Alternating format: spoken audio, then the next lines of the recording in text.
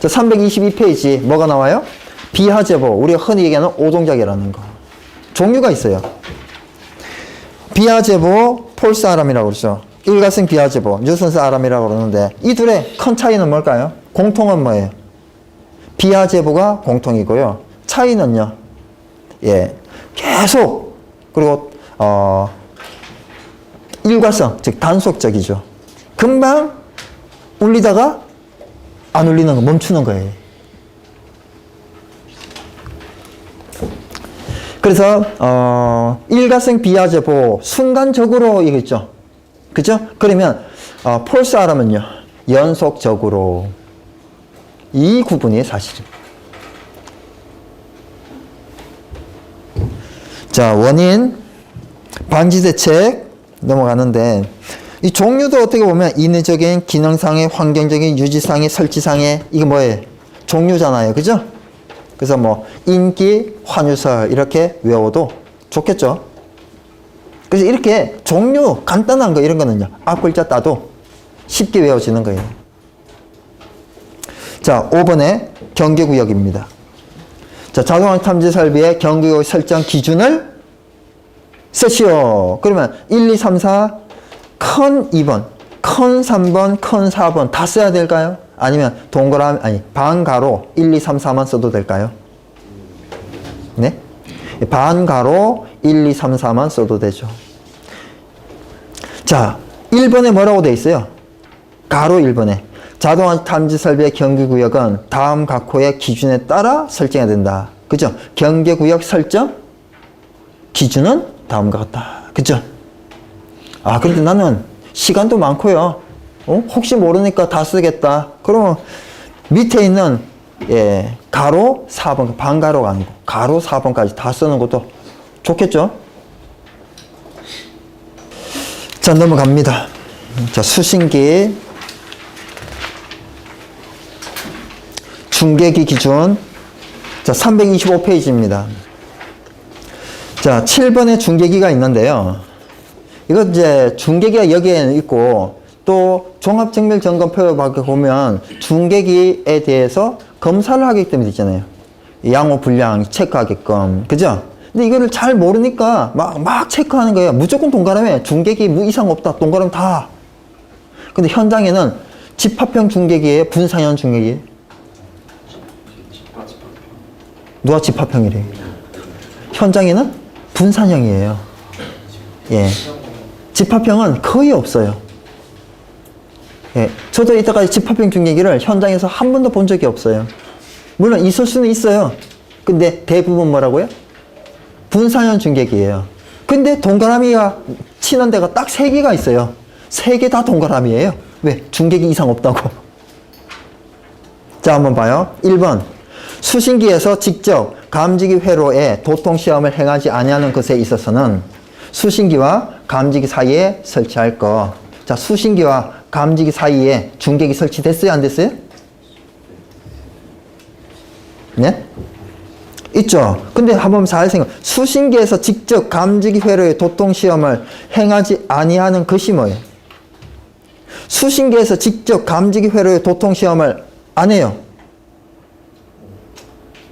네? 분산형 중계기는 예? 수신기에서 도통시험 해요? 안 해요? 안 해요? 예?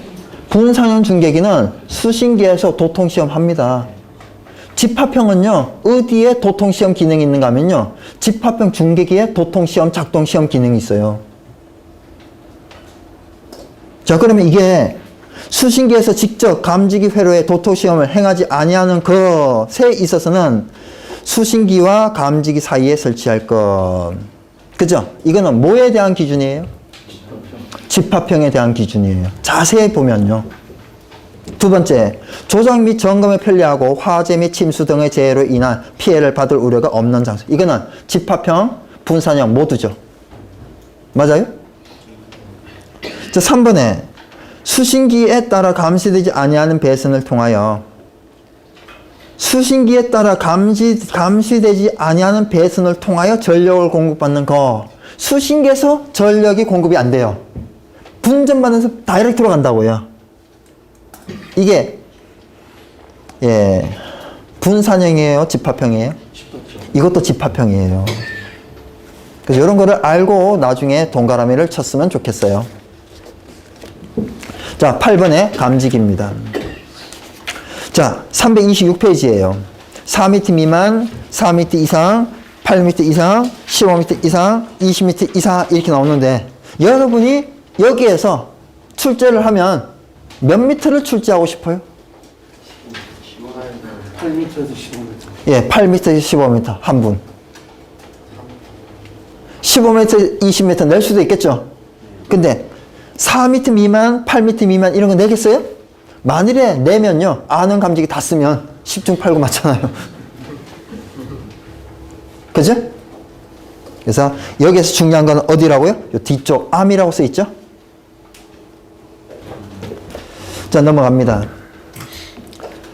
327페이지에 표 밑에 다음 각 호의 장소에 연기 감지기를 설치해야 한다. 다만 교차로 방식에 따른 감지기가 설치된 장소 어쩌고저쩌고 예, 그러하지 않다. 인데요. 이 다음 각 호의 장소에는 뭐를 설치해야 된다? 연기 감지기를 설치해야 된다. 그죠? 그러면 뭐는 안 된다? 네? 뭐는 안 된다? 열 감지기는 안 된다 이런 얘기예요. 그래서 보면요, 계단 경사로 및 에스컬레이터 경사로에는 네? 높이 관계없이 열은 안 된다. 연기만 된다. 그래서 우리 계단실에 열 없어요. 그죠? 연기만 있죠. 자, 두 번째 복도. 근데 여기 딱 보니까 30m 미만의 것을 제외한다 이런 말이 있어요. 이게 과연 무슨 얘기일까요? 네? 이 무슨 얘기일까요?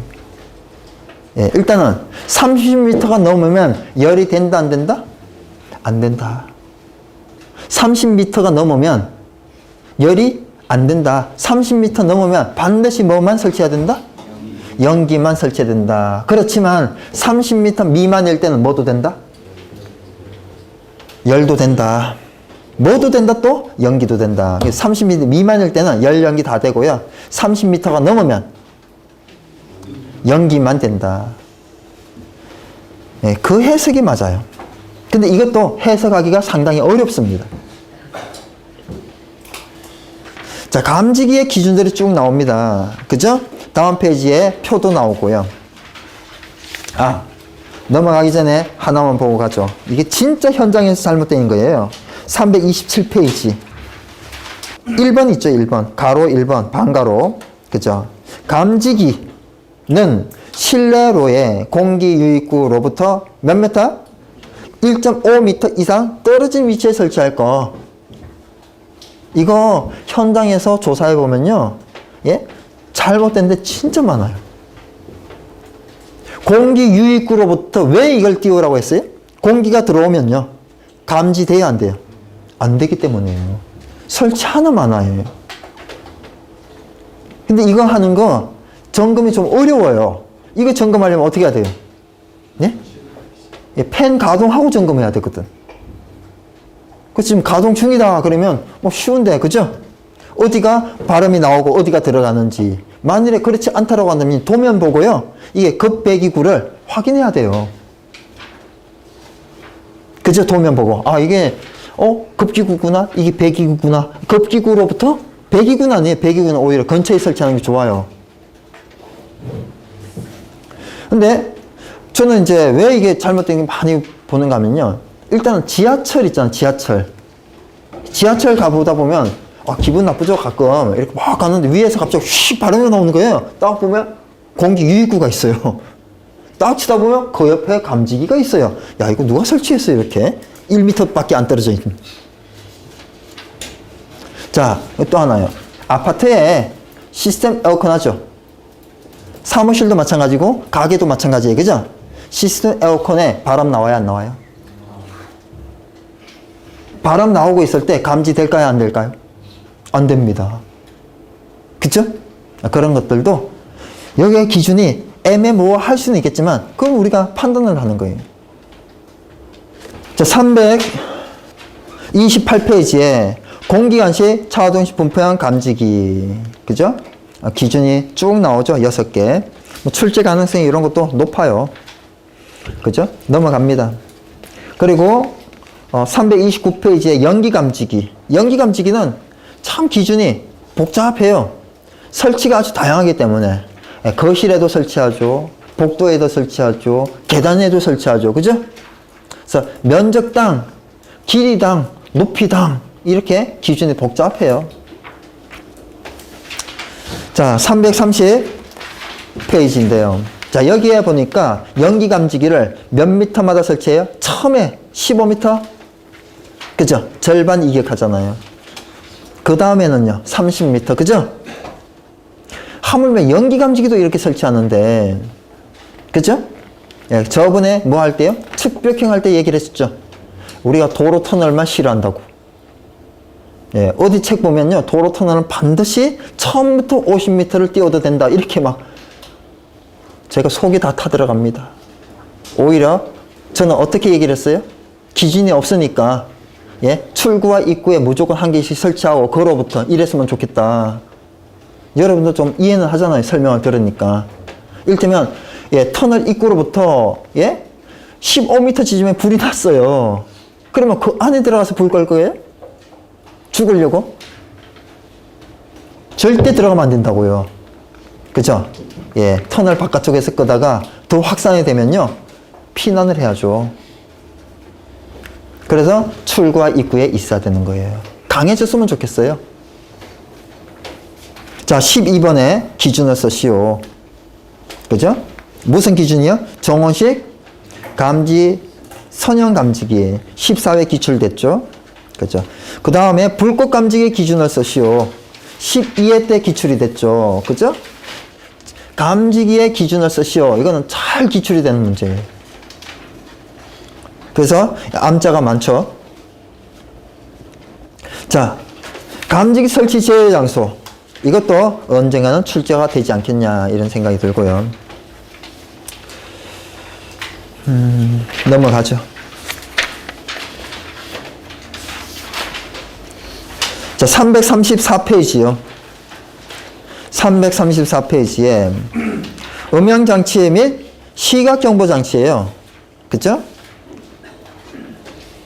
자, 335페이지 보게 되면요, 중간에 청각장애인용 시각정보장치 1번 한번 봐요. 1번 복도, 통로, 청각장애인용 객실 및 공용으로 사용하는 거실, 갈호, 로비, 회의실. 회의실이라고 되어 있죠? 시각경보기를 설치해야 되는 특정 소방 대상물이 있잖아요. 그 대상물에 회의장이 있죠? 그죠? 그거 해야 될까요? 안 해야 될까요? 왜 무조건 해야 돼요? 네? 어떤 회사 안에, 그 건물 안에, 회사 안에 칸막이를 막 해요. 그죠? 그리고 그 회사 직원이 청각장애인이 없어요. 그리고 그거는 회사 직원들만 하는 거예요. 불특정 다수인이 와서 회의를 안 하는 거예요. 대규모 회의장, 로비, 대규모 로비, 이런 데는 누가, 예? 혹시 누구도 들어올 수 있는, 예? 청각장애인이 들어올 수 있는 가능성이 있는, 그러면 그 사람은 누구예요? 이를테면 우리 회사에 청각장애인이 있다 든가, 아니면 어떤 회의가 이게 한 5제곱미터가 아니고요, 500제곱미터, 5000제곱미터에서 다른 사람들이 막 와가지고, 예? 모르는 사람들 와가지고 회의할 수도 있고, 예? 뭐 이렇게 뭐 발표할 수도 있고, 청중이 막 누구도 모르게 그냥 아무나 오시오 이러면 해야 되겠죠. 저는 안타까운 게 그거예요. 예. 일단 여기에 문구, 회의실 있다고 해서 무조건 해야 된다고 우기는 거. 이런 것도 여러분이 공부하면서 하나하나 기준을 정리해 가셔야 된다는 거죠. 나는 이렇게 생각한다라는. 소방시설관리사가 최고예요. 뭐로요? 네? 판단을 자기가 해야 된다는 얘기죠. 밑에 있는 이 보조 점검자들이, 팀원들이 판단을 하겠어요? 예? 시설관리사가 이 보고서를 작성해서 사인을 해줘야 된다고요. 자기가 판단을 해줘야 된다니, 애매한 거는. 그리고 나는 이렇게 판단했으면 나중에 설명을 할 수 있어야 되는 거예요. 나는 이렇기 때문에 이렇게 생각한다. 내 생각이 맞다고 저는 생각한다. 그래서 이렇게 점검했다. 이거잖아요. 뭐 회의실이 뭐 모든 회의실일까요? 요만한 것도 절대 그렇지 않다는 얘기예요.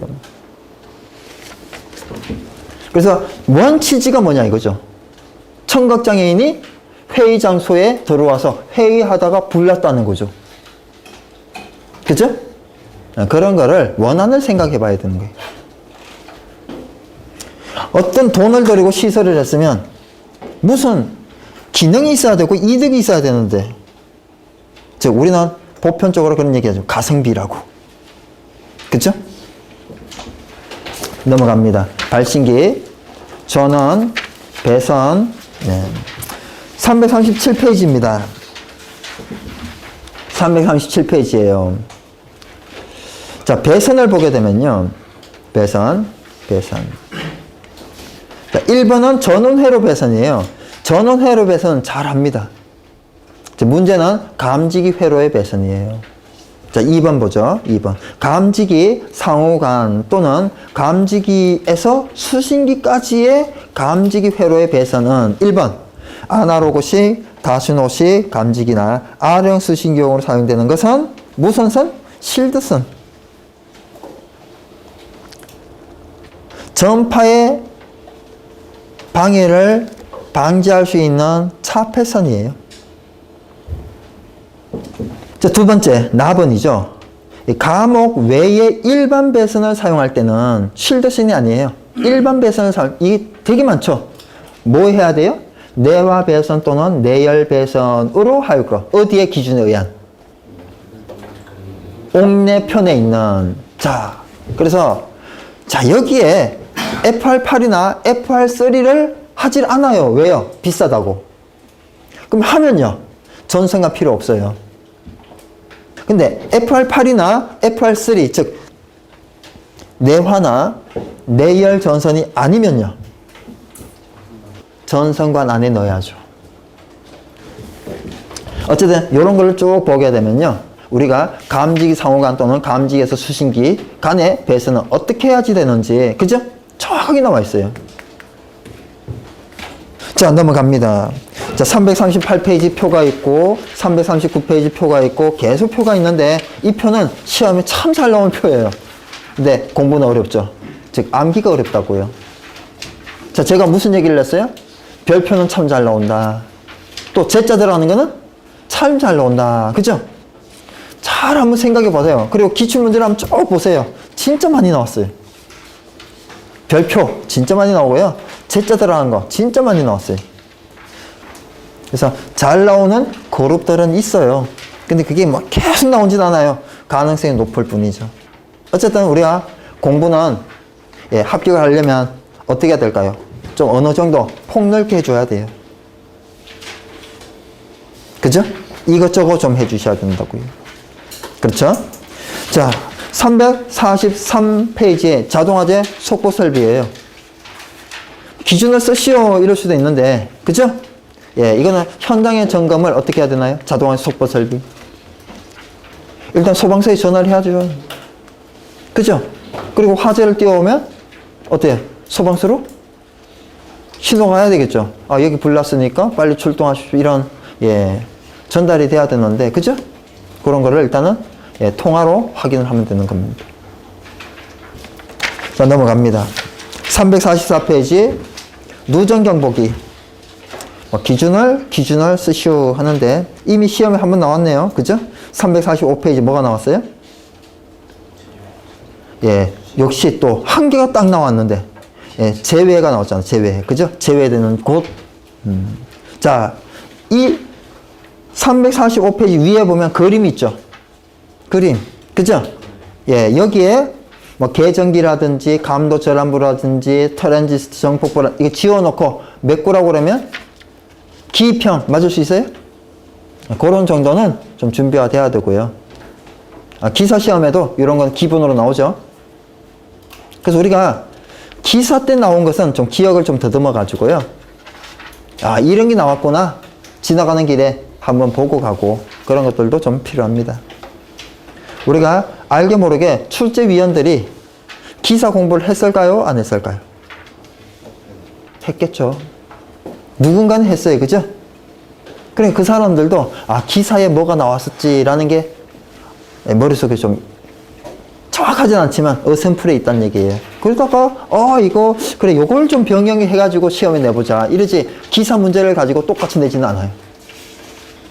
그래서 이런 게 나왔었구나, 이게 나올 수도 있겠구나, 이런 거를 생각을 하면 될 것 같습니다.